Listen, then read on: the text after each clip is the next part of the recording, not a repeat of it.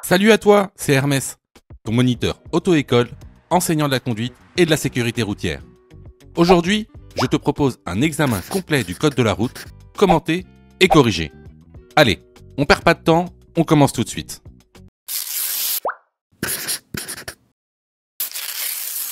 Question numéro 1. Ce panneau indique une zone où le stationnement est réglementé. Oui, réponse A. Non, réponse B.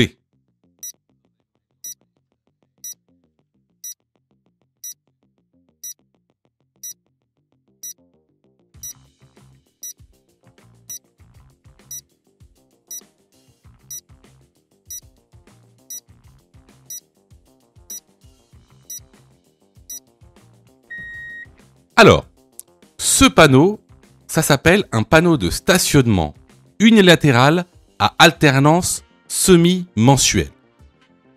Qu'est-ce qu'il veut dire exactement? Eh bien, il signifie que du 1er au 15 du mois, tu es autorisé à stationner du côté impair de la route. Pour s'en souvenir, c'est très simple. 1, c'est impair, donc côté impair. Il signifie également que du 16 jusqu'à la fin du mois, tu es autorisé à stationner du côté pair. Pour s'en souvenir, c'est simple. 16, c'est pair. Alors, pour savoir c'est quoi le côté pair, c'est quoi le côté impair, c'est simple. Il faut regarder le numéro des appartements ou des maisons qui se situent sur le trottoir. Il faut juste que tu ouvres les yeux et que tu regardes. Alors, attention parce que il existe plein d'autres panneaux de stationnement qui ont des significations différentes et il faut que tu les connaisses pour passer l'examen du code de la route parce que ce sont des questions récurrentes. Donc je t'encourage fortement à aller dans la formation si par exemple tu viens d'apprendre quelque chose en regardant cette question. Parce que tu devrais pas normalement. Donc ici, pour répondre à la question, ce panneau indique bien une zone où le stationnement est réglementé. La bonne réponse ici est la réponse A. Question numéro 2. Avant de quitter mon véhicule, je place le levier en réponse A, P, réponse B, R, réponse C, N, réponse D, D.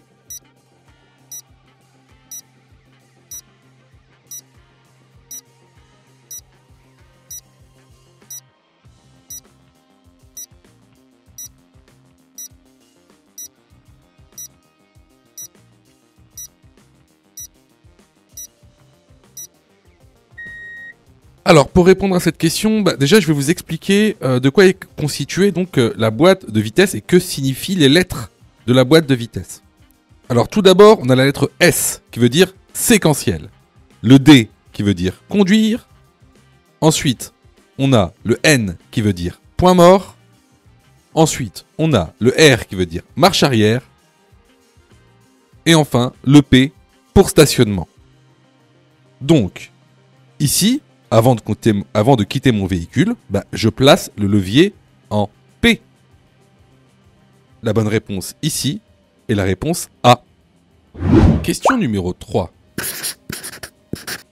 Dans ce contexte, réponse A, je passe. Réponse B, je klaxonne et je passe. Réponse C, je m'arrête.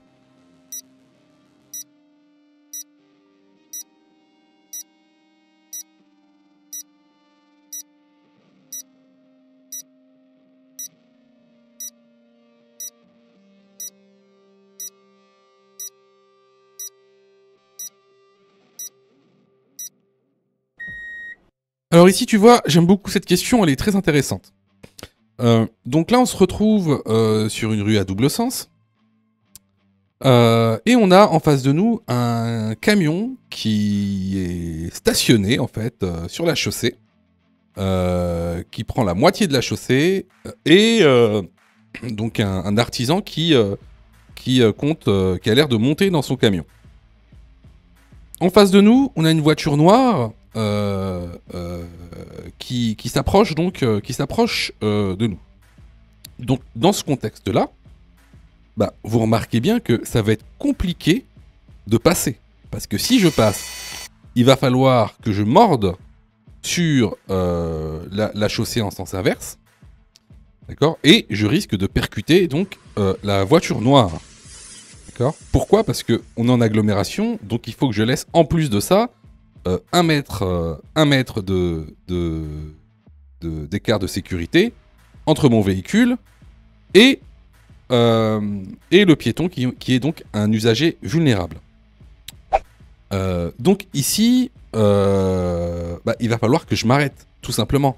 Donc je ne vais pas pouvoir passer. Hein. Encore moins klaxonner, il est interdit de klaxonner en agglomération, sauf danger immédiat, ce qui n'est pas le cas ici. Donc ce que je fais, je m'arrête, j'attends soit que le véhicule démarre, donc le camion, soit que le véhicule noir en face de moi m'est définitivement croisé. Donc ici, la bonne réponse, et la réponse, c'est je m'arrête. Question numéro 4. Un test urinaire peut être effectué par les forces de l'ordre pour détecter la consommation de stupéfiants. Oui, réponse A. Non, réponse B.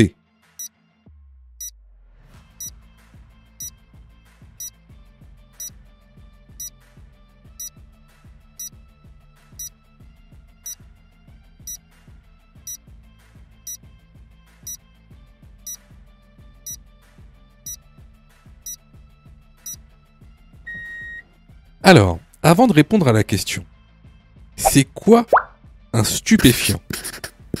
Ça a l'air facile comme ça, mais en fait, c'est beaucoup plus compliqué que ça en a l'air. Alors, il faut que tu saches que les stupéfiants sont classés en 4 catégories. Tout d'abord, les substances cannabinoïdes, ou appelées aussi THC. En général, ces substances sont faites avec des feuilles de chanvre. Vous avez également les substances qu'on dit opiacées. Alors, les opiacés, c'est fait avec des graines de pavot. Ensuite, on a les substances cocaïniques, hein, en général la cocaïne, qui sont faites, elles, avec des feuilles de coca. Et en dernier lieu, on a les stupéfiants, qui sont des drogues de synthèse, qu'on appelle les amphétamines. Alors, effectivement, les forces de l'ordre peuvent, selon certaines conditions, effectuer un test urinaire pour savoir si vous avez consommé des stupéfiants ou non. Alors, ce test se présente comme cette languette blanche que vous voyez, donc avec tout à gauche THC, ensuite morphine, ça c'est pour tout ce qui est opiacé, coke pour cocaïne, et tout à droite AMP pour amphétamine. Si le test est négatif, alors il y aura 2 traits rouges. Si le test est positif, il y aura un seul trait rouge. Donc, ici, la bonne réponse est la réponse A. Question numéro 5. À 70 km/h, la distance d'arrêt est de réponse A, 49 mètres, réponse B, 80 mètres.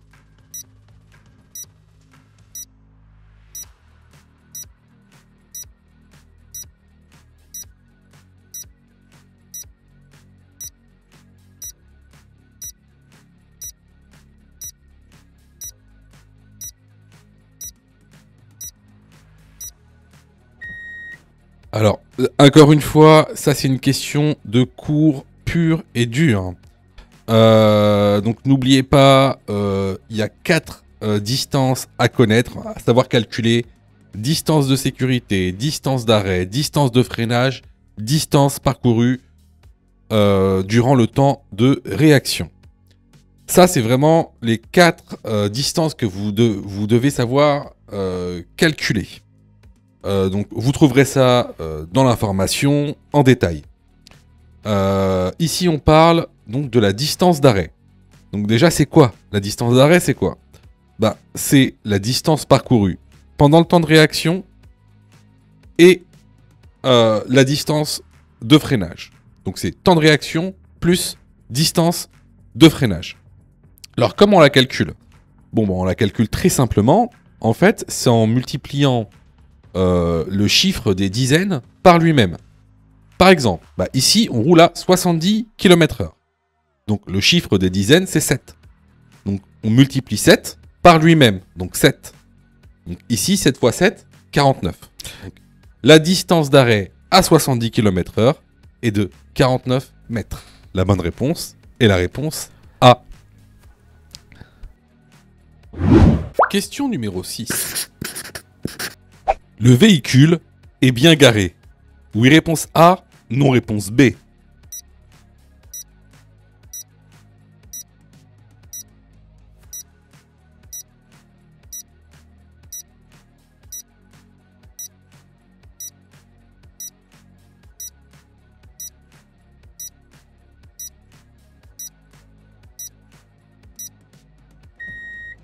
Alors, ici, on est sur une question qui parle des stationnements infractionnels. C'est un thème qu'on voit vraiment régulièrement, que ce soit sur les vidéos YouTube et même dans la formation.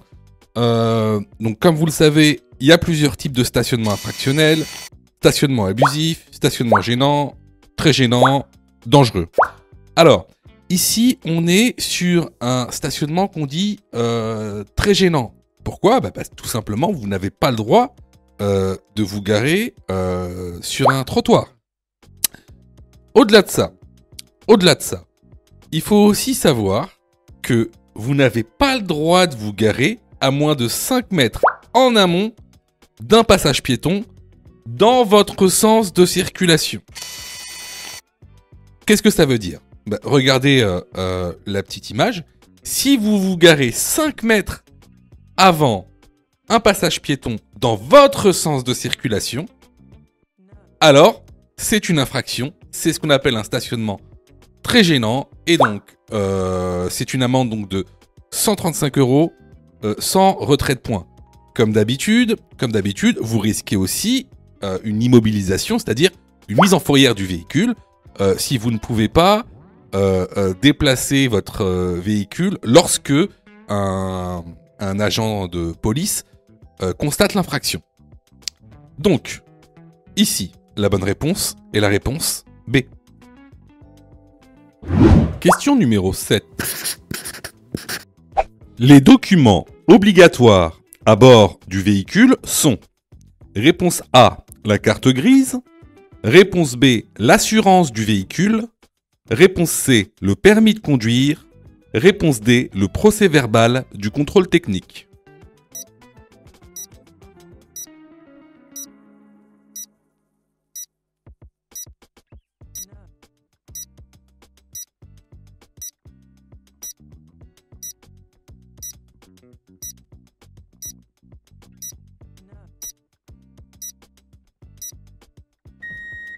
Alors, tu dois savoir qu'il y a seulement 3 documents obligatoires à avoir dans ton véhicule. Tout d'abord, ça va être le permis de conduire. Ensuite, ça va être la carte grise et également la preuve du contrôle technique valide. Tu n'as pas besoin de montrer ton procès-verbal du contrôle technique. Tu as seulement besoin de montrer une preuve, c'est-à-dire de montrer soit la vignette, soit le timbre qui est collé sur la carte grise. Également, tu n'es pas obligé de posséder l'assurance du véhicule à bord du véhicule. Maintenant, depuis avril 2024, les policiers ont à leur disposition un fichier des véhicules assurés. Donc, d'ailleurs, il s'appelle le FVA, fichier des véhicules assurés. Donc, ils savent si tu es assuré ou non. Donc, c'est plus obligatoire de l'avoir depuis avril 2024.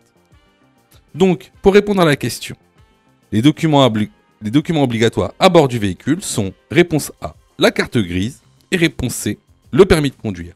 Les bonnes réponses sont les réponses A et C. Question numéro 8. Je possède un véhicule électrique.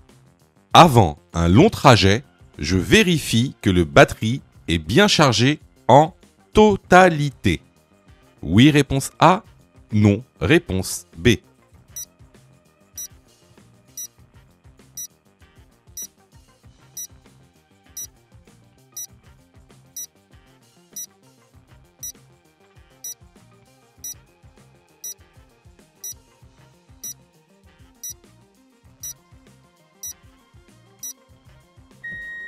Alors, cette question, elle a l'air un peu idiote, un peu stupide. Pas du tout. Alors, déjà, premièrement, c'est une question qui est souvent posée à l'examen du code de la route. Il y a de grandes chances que cette question vous sera posée à l'examen. En plus de ça, pourquoi cette question ?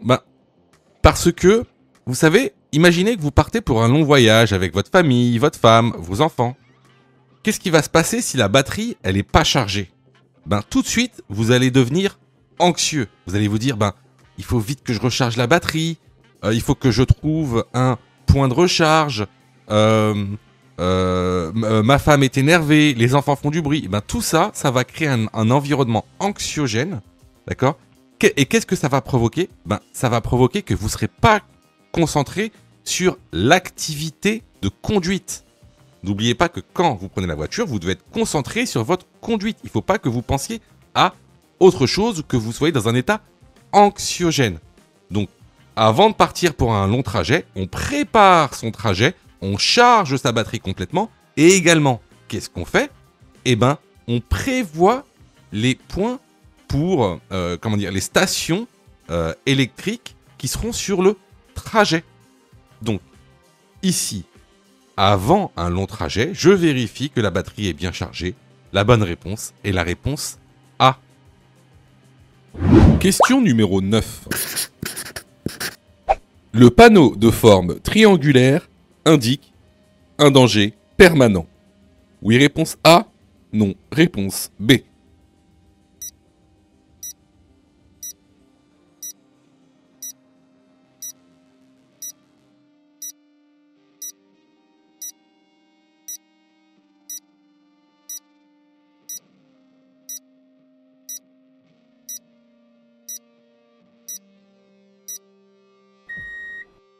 Alors, comme tu le vois ici, le panneau de danger qui annonce un Dodan ou Cassis est sur fond jaune.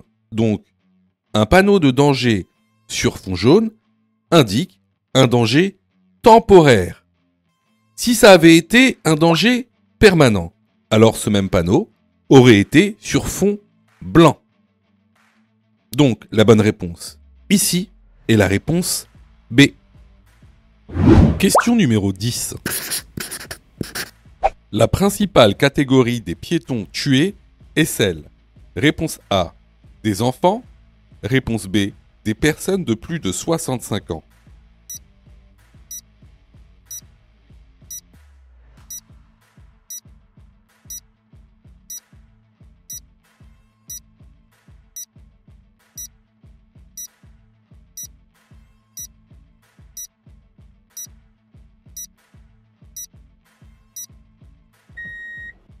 Et oui, les personnes de plus de 65 ans représentent 52% des tués parmi les piétons, alors que cette population ne représente que 17% de la population totale.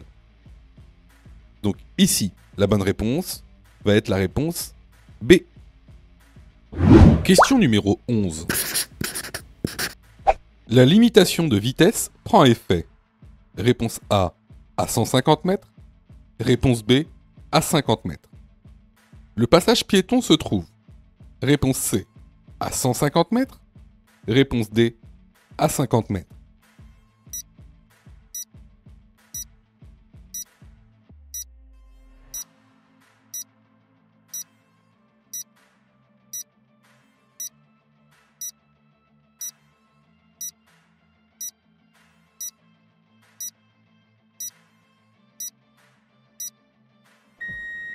Alors, tu dois savoir que chaque catégorie de panneaux a ses propres débuts, fins et étendues de prescription. Par exemple, les panneaux d'interdiction prennent effet à l'implantation du panneau et prennent fin à la prochaine intersection. Les panneaux de danger, quant à eux, sont ponctuels. Donc, ils annoncent un danger à 150 mètres hors agglomération et à 50 mètres en agglomération.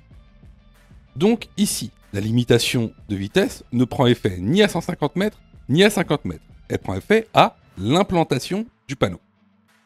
Quant au passage piéton, Vu qu'on est en hors agglomération, il se trouvera à 150 mètres. Alors, pour tous ceux qui se sont dit, mais comment savoir si on est hors agglomération ou en agglomération? Il y a énormément d'indices qui vous prouvent qu'on est hors agglomération. Pour ceux qui veulent connaître ces indices, je vous incite réellement à aller dans la plateforme pédagogique en description de la vidéo. La bonne réponse ici est la réponse C. Sais-tu que Mon Code de la route est aussi une plateforme pédagogique qui te permet de passer ton examen du code à partir de seulement 9,90 €. Et on a même conçu, spécialement pour toi, un programme qui te permet d'obtenir ton code en un temps record. C'est le programme Mon Code en 10 jours. Avec un calendrier de révision personnalisé, un contenu pédagogique par thème conforme à la nouvelle réforme, des nombreux tests d'examen blanc issus de l'examen officiel, accessible sur smartphone, tablette et PC durant 1 an et en accès illimité. Et surtout, cette formation est 100% remboursée en cas d'échec à l'examen. Alors, si tu souhaites obtenir ton code du premier coup sans te ruiner et sans risque, rejoins notre programme en cliquant sur le lien en description de la vidéo. Pour ça, tu as juste à cliquer sur le lien en description et à choisir ta formule. Question numéro 12. Lors d'un accident avec dommages corporels, j'informe les secours. Réponse A, de l'identité des blessés. Réponse B, du nombre de blessés. Réponse C, de leur état. Réponse D, de l'adresse de l'accident.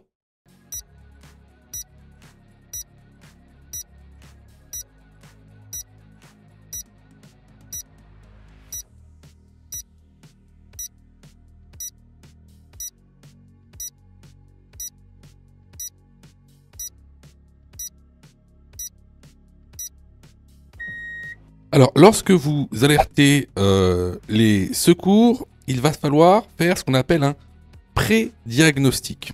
Alors, on ne vous demande pas d'être médecin, on vous demande 2 choses. La première chose, c'est d'informer les secours sur le lieu exact de l'accident.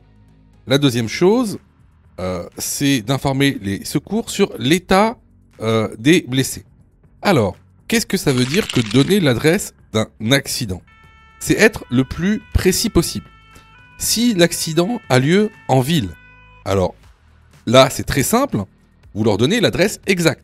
Il y a des plaques de rue qui donnent le nom de la rue et vous regardez les numéros qu'il y a sur les maisons ou les appartements.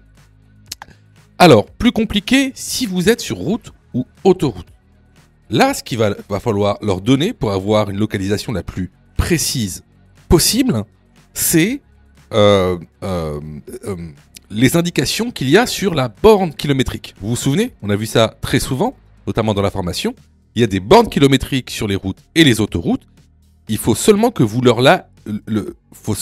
lisiez cette borne kilométrique. Également, il faut aussi donner le sens de la route dans lequel vous êtes. Ensuite, concernant l'état des blessés, on va vous demander des choses très simples. Déjà, le nombre de blessés. Ensuite, leur état de conscience, s'ils sont conscients ou inconscients. Leur état respiratoire, s'ils respirent ou non. Et également, s'ils ont des hémorragies externes. Ici, j'informe les secours A de l'identité des blessés. Non, ça c'est totalement impertinent comme information. Du nombre de blessés, très pertinent comme information, de leur état et également de l'adresse de l'accident. Les bonnes réponses ici sont les réponses B, C et D.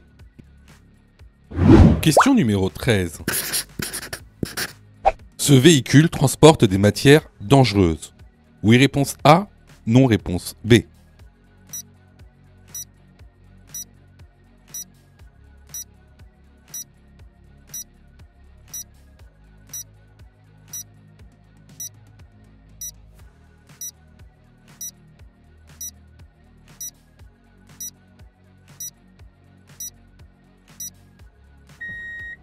Alors, la plaque de gauche carrée avec les chiffres inscrits dessus indique que le véhicule transporte des matières dangereuses. À droite, la plaque losange indique le type de matière dangereuse que ce véhicule transporte. La bonne réponse ici est la réponse A. Question numéro 14. Avant un départ, j'évite. Réponse A, de préparer mon itinéraire. Réponse B, de circuler entre 2 heures et 5 heures du matin.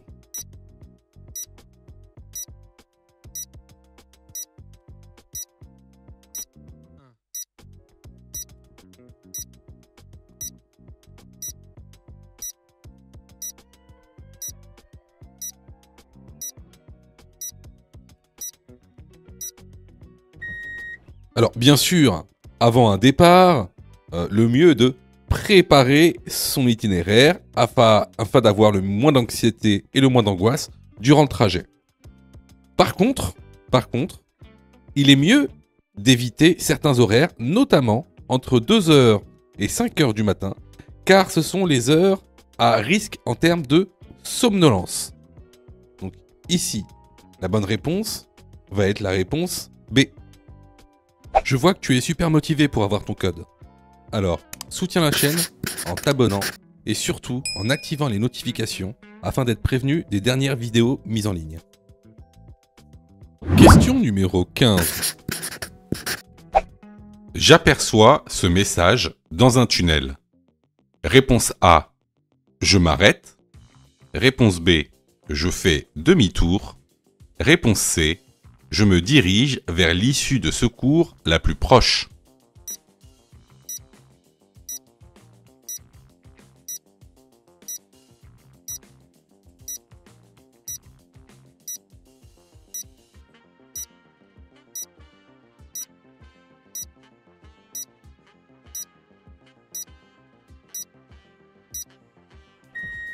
Alors, comme vous le voyez ici, il y a écrit « évacuer ». Alors, évacuer, ça veut dire quoi? Évacuer, ça veut dire prendre les issues de secours. Souvenez-vous, dans un tunnel, il est strictement interdit de faire demi-tour. Donc là, ce que je fais, quand je vois ça, j'arrête le véhicule et je me dirige vers l'issue de secours la plus proche. Alors, pour ceux qui ne savent pas, dans un tunnel, vous allez repérer les issues de secours comme ça. Ça ressemble à ça quand vous regardez une issue de secours de l'extérieur. Donc c'est vert. Lorsque vous poussez la porte, donc vous allez vous retrouver dans des tunnels. Voilà. Après vous suivez les indications et ça va vous ramener en fait dehors, à l'extérieur. Alors, à ne pas confondre avec ce qu'on appelle les niches de sécurité. Les niches de sécurité, elles sont oranges. Et en fait, à l'intérieur, c'est juste une salle. Il n'y a rien dedans, c'est une pièce. Enfin, il n'y a rien dedans. Il y a un poste d'appel d'urgence et il y a un extincteur. C'est tout. Donc, ici, les bonnes réponses vont être les réponses A et C. Question numéro 16. Les femmes enceintes sont dispensées du port de la ceinture. Oui, réponse A. Non, réponse B.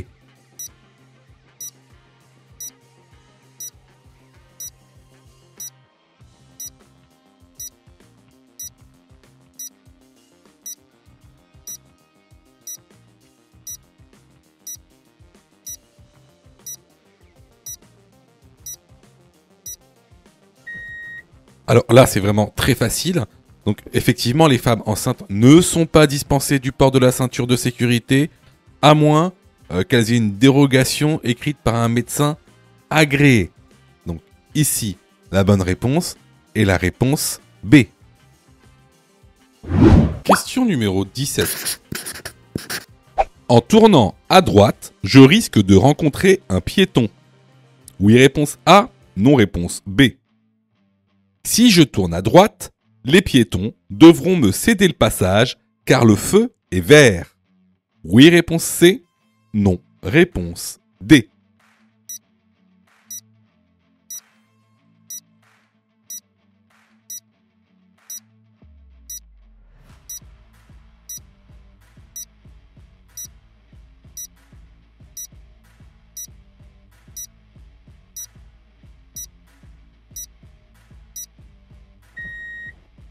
Alors cette question elle est super intéressante parce que vous avez beaucoup de mal, surtout en conduite. Surtout en conduite. Alors, ici on est sur une intersection qui est gérée par une signalisation lumineuse.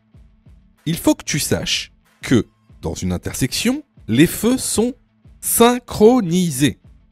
Alors, je m'explique. Ici, tu vois donc une intersection gérée par une signalisation lumineuse. Si le feu est vert pour moi, ça veut dire qu'il est aussi vert pour les véhicules qui roulent en sens inverse sur cette même route. Dans le cas général, dans 99% des cas, c'est comme ça que ça se passe. Si le feu est vert pour moi, qu'est-ce que ça veut dire? Ça veut dire que sur les rues perpendiculaires à l'intersection, le feu est rouge. Qu'est-ce que ça veut dire exactement? Si le feu est rouge pour la rue perpendiculaire, ça veut dire que le feu pour le piéton est vert. Donc, si, dans ce cas-ci, je tourne à droite, il y a de grandes chances que je puisse rencontrer un piéton. Et dans ce cas-là, il va falloir lui céder le passage. Pourquoi? Parce que lui, il a le feu piéton au vert. Donc ici, les bonnes réponses vont être les réponses A et D. Question numéro 18. La roue de secours est obligatoire. Oui, réponse A. Non, réponse B.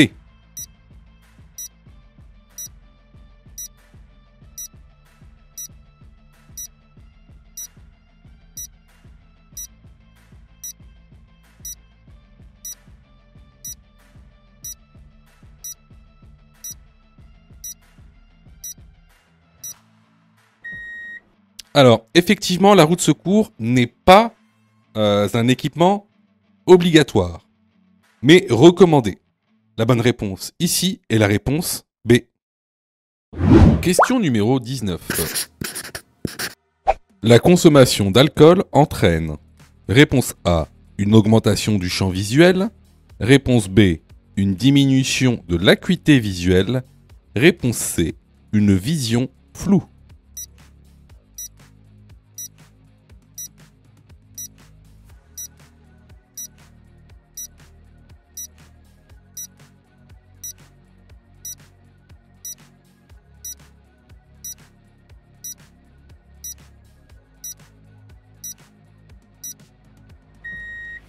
Alors, la consommation d'alcool, mais également de psychotropes, mais là on va parler de la consommation d'alcool, va avoir plusieurs effets sur la vision. Alors, ça va avoir quoi comme effet sur la vision? Déjà sur le champ visuel. Ça va diminuer le champ visuel. Autre chose, ça va diminuer l'acuité visuelle. Alors attention, on n'a pas le temps, j'aurai pas le temps ici de vous apprendre ce que c'est qu'un champ visuel et une acuité visuelle, mais sachez que vous devez le savoir avant de passer votre code. Ce sont des notions très importantes, donc pour ceux qui ne savent pas, rendez-vous dans l'information. Et également, qu'est-ce que ça va entraîner la consommation d'alcool? Ça va entraîner ce qu'on appelle une diplopie, c'est-à-dire que vous allez voir flou. Donc, ici, les bonnes réponses vont être les réponses B et C. Question numéro 20. Je circule à 70 km/h sur route sèche.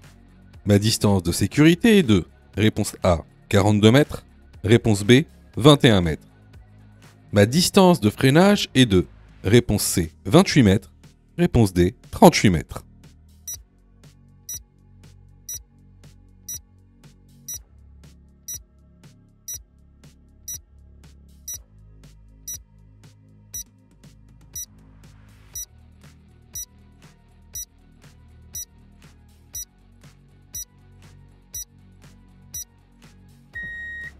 Alors ici c'est vraiment une question pareille de cours qu'on voit souvent dans l'information, donc vraiment je vous conseille d'y aller si vous avez eu faux à cette réponse. Donc à 70 km/h, Ma distance de sécurité est de 42 mètres.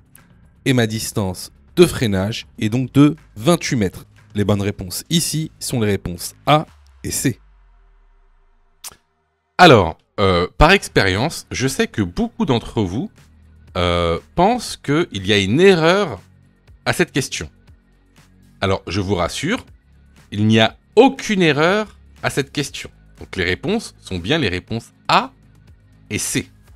Hein, je le sais par expérience parce que... je sais par expérience que beaucoup de gens pensent qu'il y a une erreur à cette question. Parce que j'ai l'habitude, tout simplement. Hein, j'ai l'habitude. En fait, beaucoup d'entre vous confondent les notions. Hein, vous confondez les notions. Et c'est la raison pour laquelle j'ai donné aucune explication pour cette question. Hein, donc pour ceux qui se sont soit trompés à cette question, soit qui ont pensé qu'il y avait une erreur à cette question, je vous incite fortement à aller dans la formation. Ça veut dire que vous n'êtes vraiment pas prêts. Hein, la formation, elle est là pour ça. Pour ceux qui veulent se former ailleurs, c'est très bien, hein, formez-vous ailleurs, mais que ce soit dans une entreprise spécialisée qui soit sérieuse, pas dans une application gratuite. Hein. Donc, je répète encore une fois, il n'y a aucune erreur à cette question, et on passe à la question suivante. Question numéro 21. En période probatoire, je roule sur cette autoroute.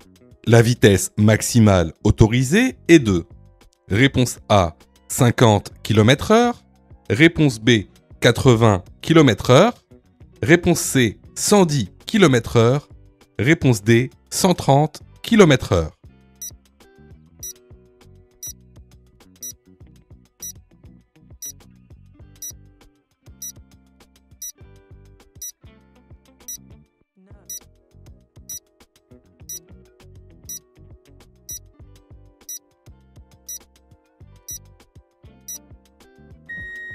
Alors, ici, peu importe que vous soyez en probatoire ou hors probatoire, comme vous le remarquez, on a une très faible visibilité. D'ailleurs, on a une visibilité qui est à peine de quelques mètres. Elle est inférieure à 50 mètres.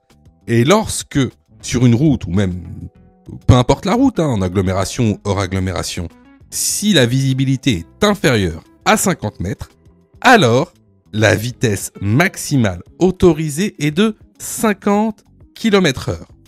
Donc ici, la bonne réponse est la réponse A. Question numéro 22. Le système parc assist permet de trouver un emplacement pertinent automatiquement. Oui, réponse A. Non, réponse B. De manœuvrer le stationnement automatiquement. Oui, réponse C. Non, réponse D.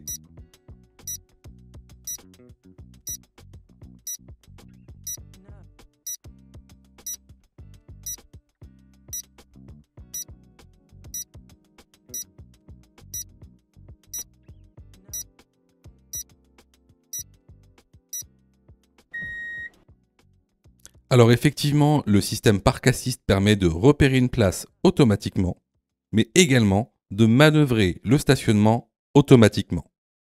Les bonnes réponses sont les réponses A et C. Question numéro 23. Je peux charger mon véhicule électrique. Partant de pluie. Oui, réponse A. Non, réponse B. Partant de neige. Oui, réponse C. Non, réponse D.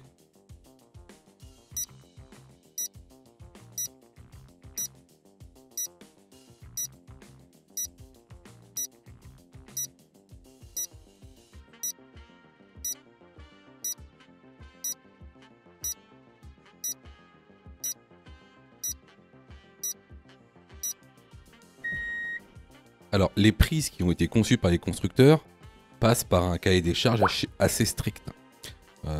Donc, les systèmes d'alimentation, notamment les prises, sont dotés de systèmes de protection. Donc, effectivement, il n'y aura aucun risque d'électrocution, par exemple. Donc, les bonnes réponses sont les réponses A et C. Question numéro 24. Je me suis trompé de carburant. A. Je peux rouler jusqu'au prochain garagiste. B. J'immobilise mon véhicule. C. j'appelle un dépanneur.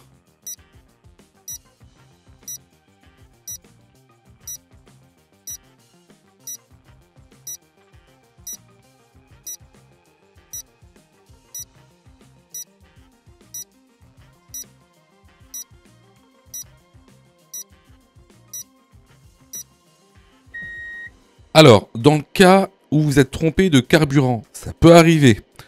Surtout, il ne faut plus redémarrer la voiture. Vous ne mettez plus le contact dans la voiture de peur que le mauvais carburant rentre dans le moteur. Donc, ce qu'il faut faire dans ce cas-là, c'est immobiliser sa voiture, ne plus la toucher. Et, bien sûr, appeler un dépanneur. Donc ici, les bonnes réponses sont les réponses B et C. Question numéro 25. Je peux dépasser ce véhicule lent. Oui, réponse A. Non, réponse B.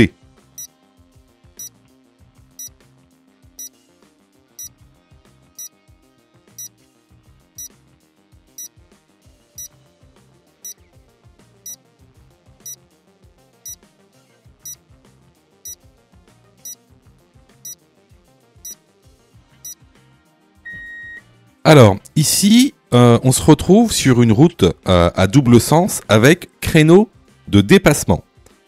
À notre droite, devant nous, on a un tracteur qui est donc automatiquement considéré comme véhicule lent, c'est-à-dire un véhicule qui ne dépasse pas les 60 km/h. Or, ici, la vitesse maximum autorisée est de 90 km/h. Il y a donc 30 km/h de différence entre moi et le tracteur. Donc ici, effectivement, la voie de gauche dans laquelle je suis est prévue pour le dépassement. Je peux donc dépasser ce véhicule lent. La bonne réponse ici est la réponse A. Question numéro 26. J'ai passé ma période probatoire et je roule sur route. Réponse A. Je ralentis. Réponse B. J'accélère. Réponse C. Je maintiens mon allure. Réponse D. Je freine.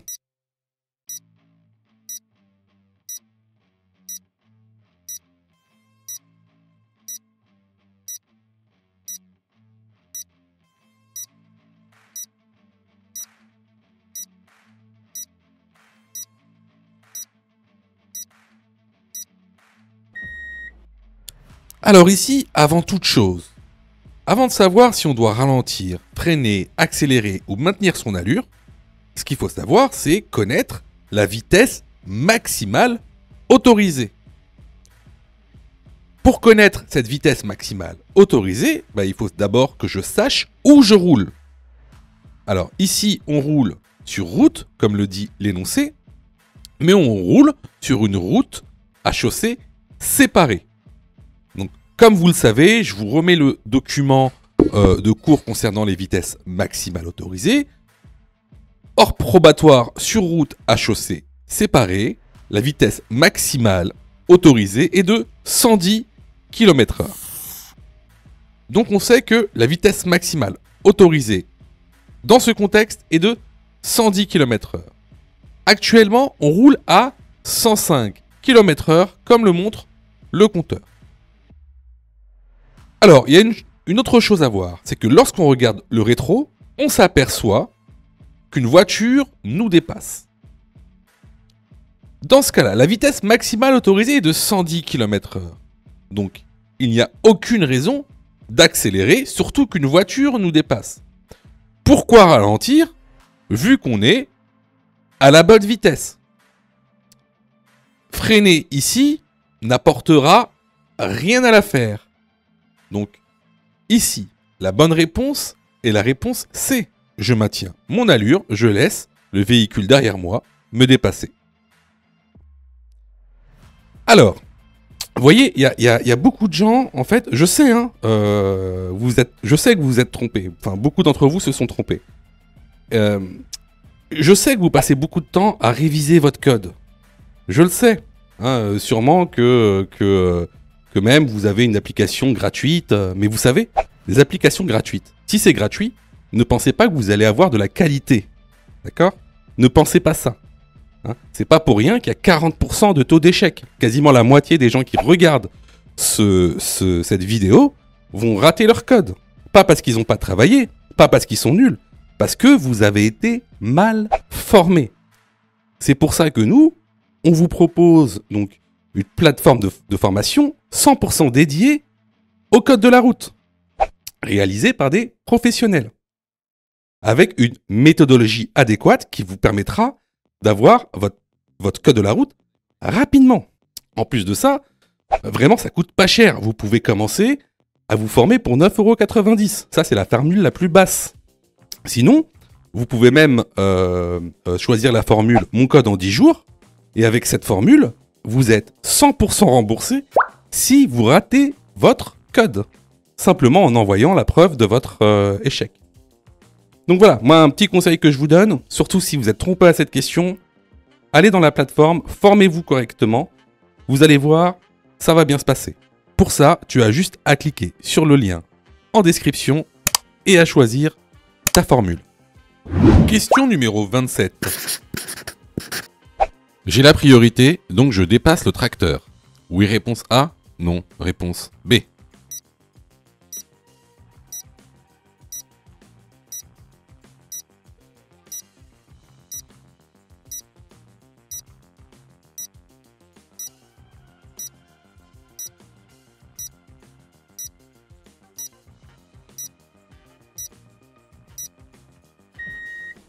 Alors ici, effectivement, on a un panneau qui nous indique qu'on a la priorité à la prochaine intersection. On a en face de nous un véhicule lent. Cependant, vous voyez là, il y a deux choses en fait. Il y a une petite camionnette jaune qui arrive à une intersection. Et comment on sait que c'est une intersection ? Il y a une balise. Vous voyez la balise blanche avec le trait rouge ? Ça, c'est une balise d'intersection. Donc ici, vu qu'on a une intersection, on ne va pas dépasser le tracteur.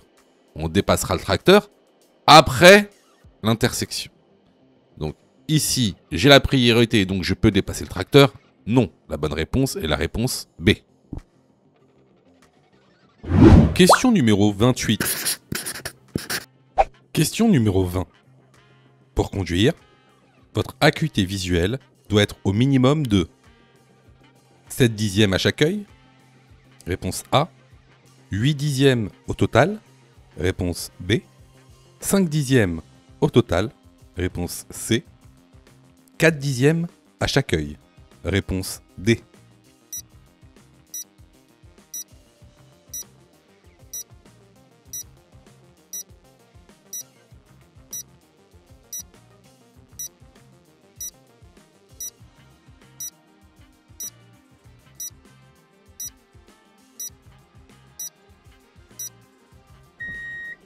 Alors, l'acuité visuelle, c'est la capacité de discerner un petit objet situé à une certaine distance. En général, on mesure ça chez un ophtalmologue. À ne pas confondre avec le champ visuel, qui est un concept totalement différent, qui lui est la proportion de l'espace vu par un œil regardant droit devant lui. Si vous voulez connaître la différence entre l'acuité visuelle et le champ visuel, je vous invite à aller dans la formation. C'est important parce qu'effectivement, il y a énormément de questions en examen officiel sur le champ visuel, l'acuité visuelle. En France, il faut une acuité minimale de 5 dixièmes au total pour pouvoir conduire. La bonne réponse est donc la réponse C. Question numéro 29.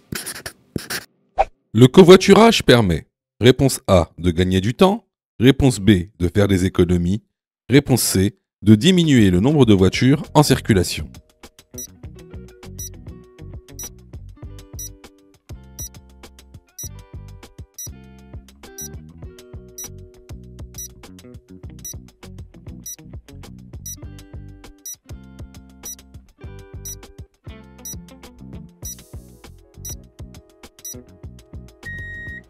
Alors bien sûr, le covoiturage va vous permettre tout simplement de faire des économies, notamment de carburant. Lorsque vous faites un trajet à 4 ou un trajet tout seul, la consommation de carburant est divisée par 4.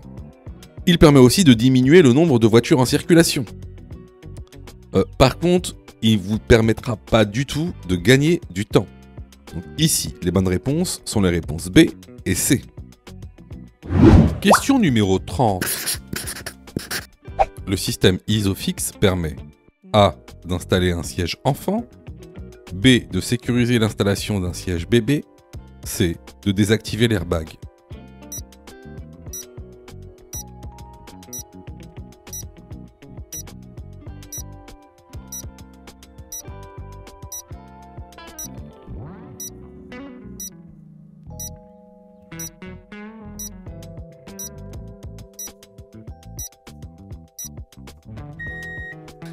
Alors, le système ISOFIX, c'est tout simplement deux mousquetons en acier. Hein. C'est deux carrés en acier qui sont fixés en fait au châssis du véhicule.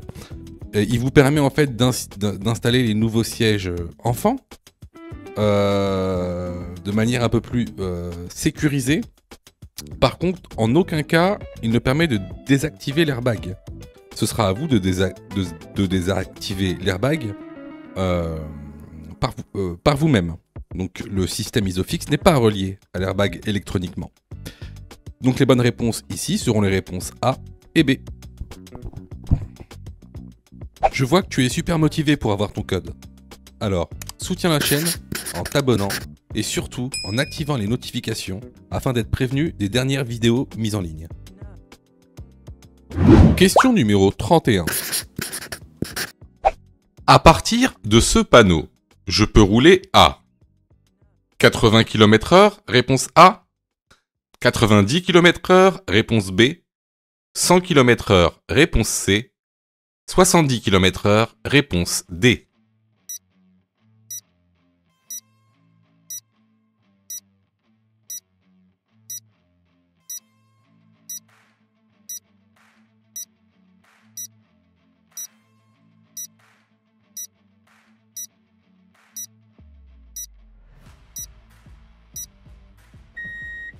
Alors, ce panneau de fin d'interdiction te dit tout simplement que la vitesse maximale autorisée n'est plus de 70 km/h. Alors, la vitesse maximale autorisée sera celle qui est réservée à ce type de route. Sur quelle route on est ici ? On est sur une route, hors agglomération, à double sens de circulation. Donc, la vitesse maximale autorisée est de 80 km/h. Donc, je peux également rouler à 70 km/h. Les bonnes réponses ici sont les réponses A et D.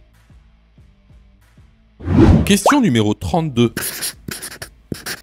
Pour réduire la pollution, je me déplace avec réponse A, un vélo, réponse B, une trottinette électrique, réponse C, une moto à moteur thermique.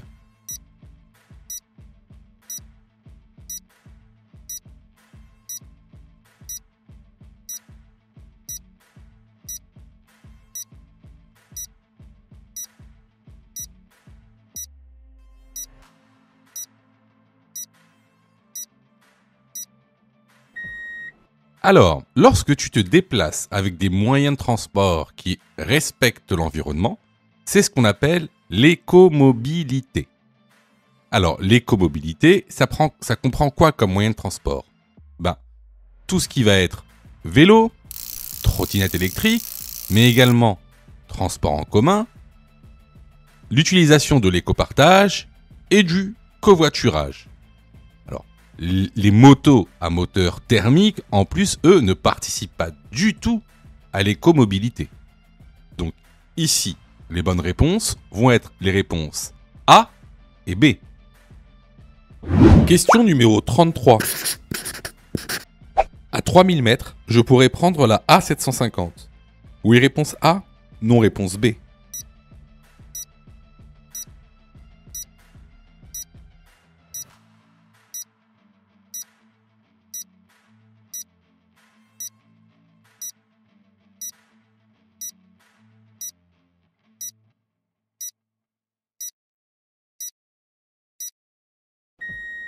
Alors là, effectivement, ce pictogramme indique une bifurcation. Ça veut dire quoi? Ça veut dire que l'autoroute dans laquelle vous êtes va se séparer en deux.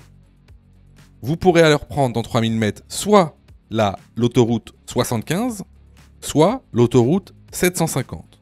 Donc effectivement, dans 3 km, je pourrais prendre la A750. La bonne réponse est la réponse A. Question numéro 34. Je souhaite m'insérer sur la route. Réponse A, je contrôle, puis je mets mes clignotants. Réponse B, je mets mes clignotants, puis je contrôle.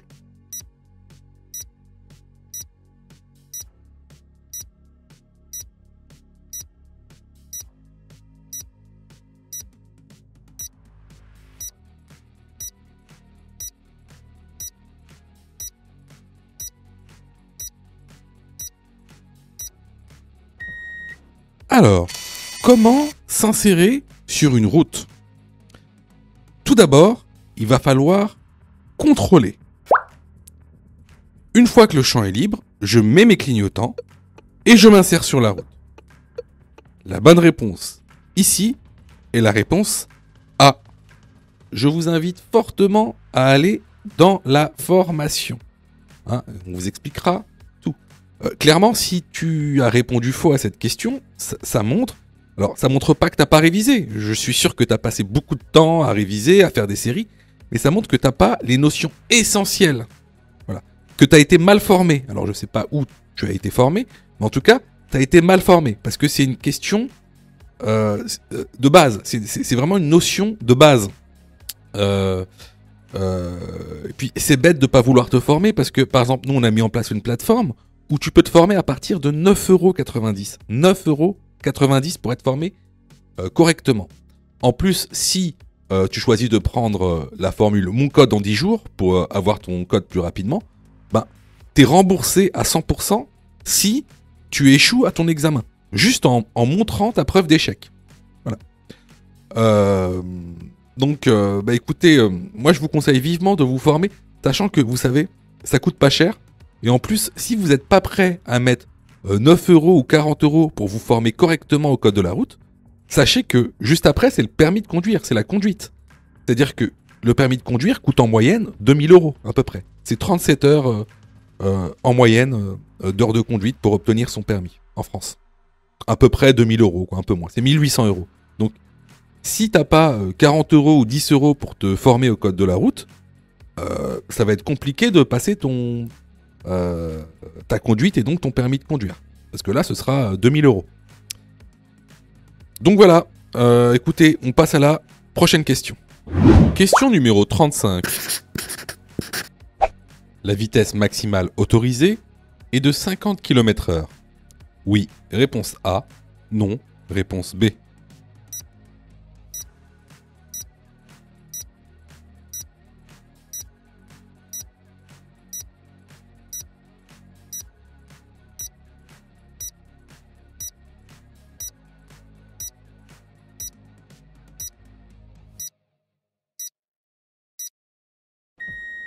Alors, ici, la signalisation montre donc un panneau d'interdiction de vitesse maximale, ici 50 km/h, qui est accompagné d'un panonceau. Donc, d'un panonceau affichant une motocyclette, attention, et non pas un cyclomoteur, une motocyclette, avec indiqué en interfile. Donc, les panonceaux, comme vous le savez, sont là pour préciser les panneaux. C'est une précision. Donc, que nous dit cette signalisation? Elle nous dit que les motos en interfile ne doivent pas dépasser 50 km/h. Ils ont le droit d'être en interfile, mais ils ne peuvent pas dépasser en interfile la vitesse maximale autorisée de 50 km/h. Voilà. Ce panneau, enfin le panneau de limitation de vitesse, ne concerne pas les autres usagers de la route. Ici, en tout cas, les véhicules à moteur. Donc, il ne concerne pas les voitures et les camions et même les motos. Ce panneau concerne seulement ce qui est indiqué dans le panonceau, c'est-à-dire les motocyclettes en interfile. Donc la vitesse maximale autorisée n'est pas de 50 km/h. La bonne réponse est la réponse B. Question numéro 36. Le contrôle anti-pollution se fait lors du contrôle technique, oui réponse A, non réponse B. Lors d'un contrôle de police, oui réponse C, non réponse D.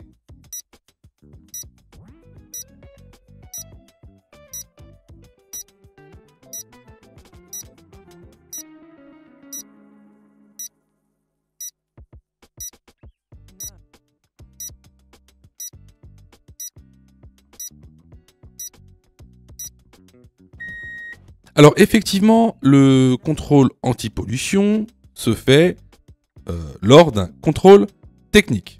Cependant, il peut aussi se faire lors d'un contrôle de police via la brigade anti-pollution. Ici, les bonnes réponses vont être les réponses A et C. Question numéro 37. La chaussée se réduit à une voie de circulation. Réponse A, 600 mètres après le panneau. Réponse B, sur une distance de 600 mètres après le panneau.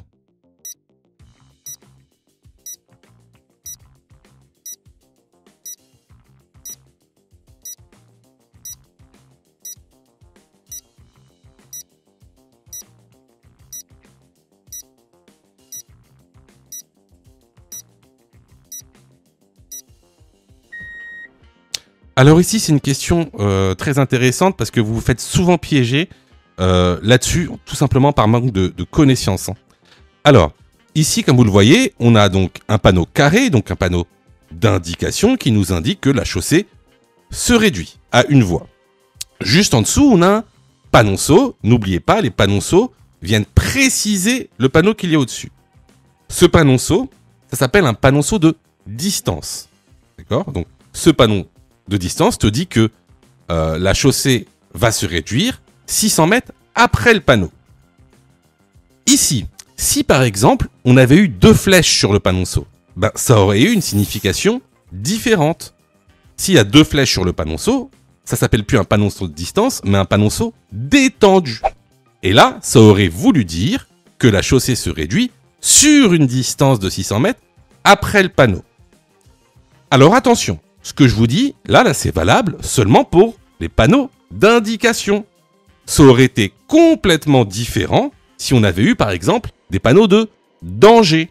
Donc je vous incite vraiment à aller dans la formation, revoir les cours sur les étendues de prescription selon les types de panneaux, parce que vous vous faites souvent piéger là-dessus, tout simplement par manque de connaissances. Donc ici, pour répondre à la question, la bonne réponse est la réponse A. Question numéro 38. Je dépasse ce véhicule. Oui, réponse A. Non, réponse B.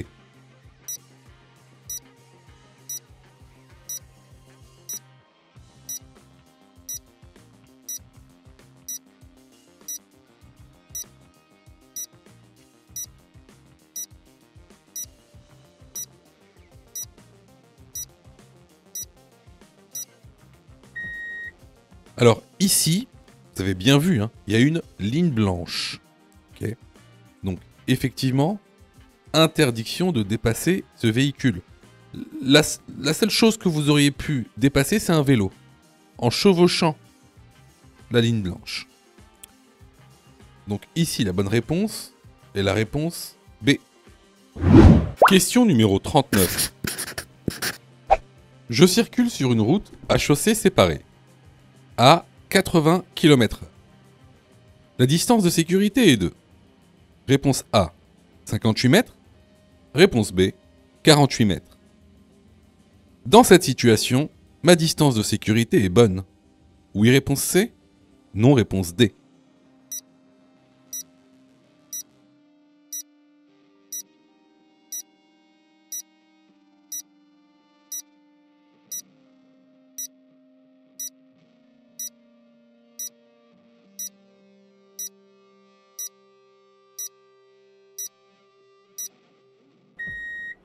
Alors n'oubliez pas, hein, ça c'est vraiment des questions récurrentes sur le nouveau code de la route. Donc là on parle de calcul de distance des sécurités, mais sachez qu'il y a aussi la distance parcourue durant le temps de réaction, la distance d'arrêt, la distance de freinage. Donc il y a pas mal de calculs à connaître pour le nouvel examen du code de la route. Réforme 2023. Alors, ici, on nous demande si la distance de sécurité est de 58 mètres ou de 48 mètres. Alors, c'est très simple. C'est vraiment une question de cours.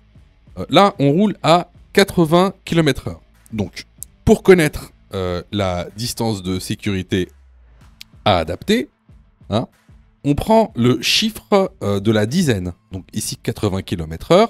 Le chiffre de la dizaine, c'est 8. Et on le multiplie par 3. Hein, donc 3 fois 8, 24. Donc ce chiffre, on va le remultiplier par 2. Ça fait 48. Donc à 80 km/h, la distance de sécurité est de 48 mètres. Ensuite, on nous demande, dans cette situation, ma distance de sécurité est bonne.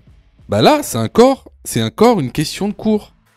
N'oubliez pas ce qu'on a vu dans la formation.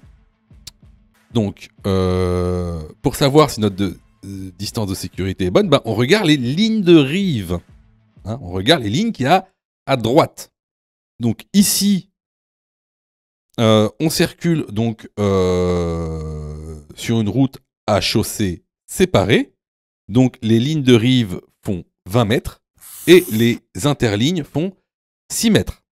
Là, on voit bien que entre nous et la voiture qui est devant nous, il y a une demi-ligne de rive. Donc il y a à peu près 10 mètres. Même pas. Hein. C'est même pas 10 mètres. Je pense que c'est même moins.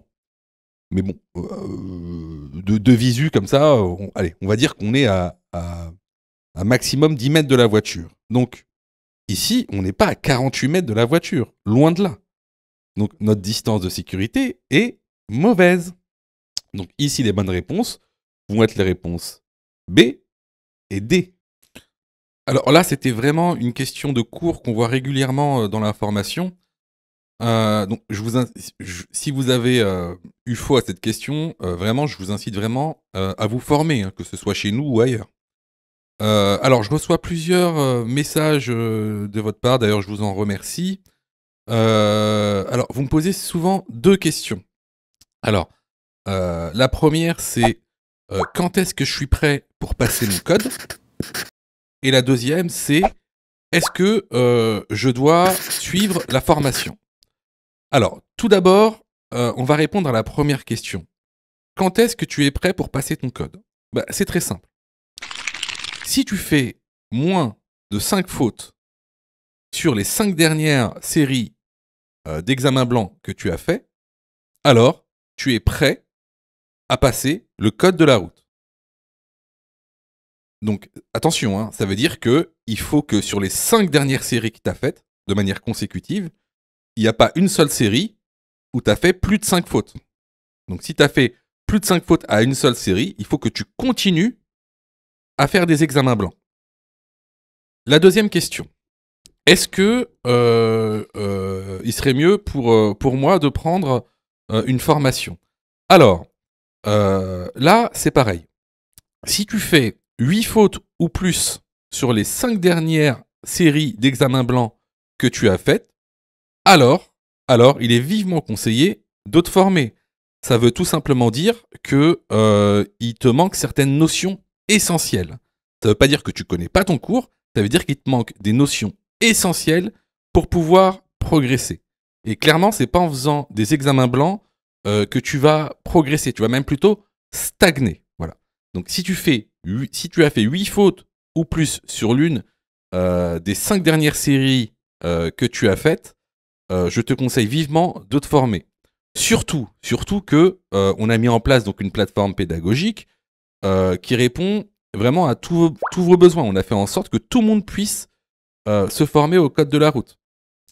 Vous avez la formule standard, par exemple, qui est à 19,90 € par an. Donc vous payez une fois 19,90 € et vous avez le droit à toute la plateforme pendant 1 an en illimité, avec tous les cours, tous les 10 thèmes, plus de 1200 questions issues de l'examen officiel, commentées et corrigées.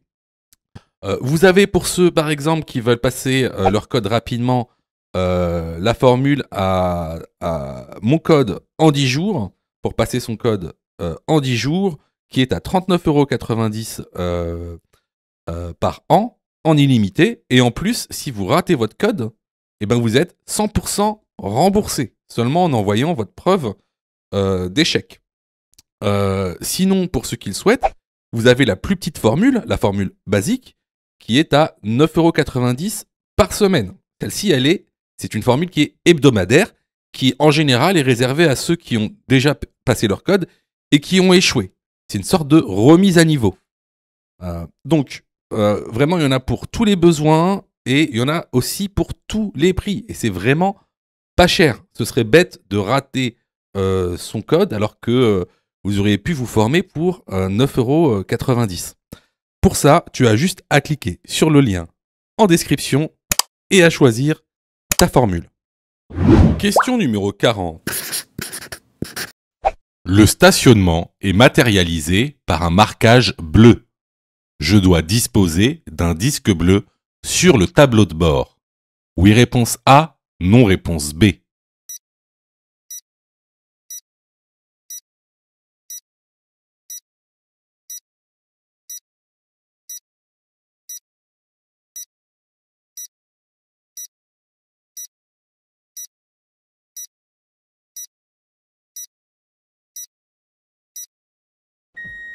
Alors, comme tu peux le voir, le stationnement est délimité par des lignes bleues. C'est-à-dire que tu es sur une zone de stationnement bleue.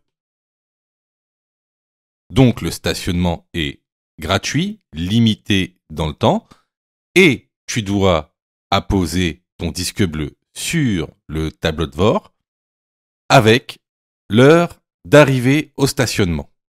La bonne réponse ici est la réponse A. Si tu as fait 8 fautes ou plus, ne panique pas. Rejoins-nous sur notre plateforme pédagogique en ligne en cliquant sur le lien en description de la vidéo. Tu pourras alors choisir la formule qui te convient. N'oublie pas de liker la vidéo et de t'abonner pour recevoir toutes les dernières notifications. Tu peux aussi continuer à t'entraîner en cliquant sur l'une des vidéos qui s'affichent.